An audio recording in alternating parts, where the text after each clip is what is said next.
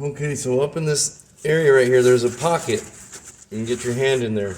You're gonna kind of shove that bar up in there, plop it in the other side, and then move it over, and this side's gonna drop down. So you only want a couple inches sticking out of that bracket. And again, you're gonna shove that up in the pocket.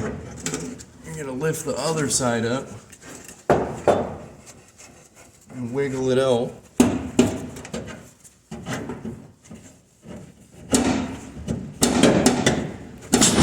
And it is a tight fit.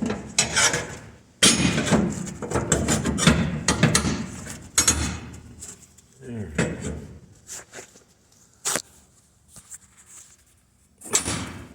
So it's hard to get it in over that lip. If I made it one piece, you wouldn't be able to get it in there.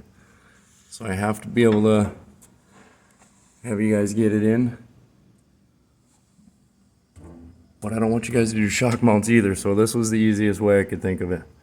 It's two pieces. You trim the bar to fit. Once it fits nice and tight on your frame, plop it in like this. You're going to clamp everything, mirror image the other side, so once you get your hole lined up, clamp and weld, you can measure from body points or even from here. Make the gap the same, clamp it and weld it.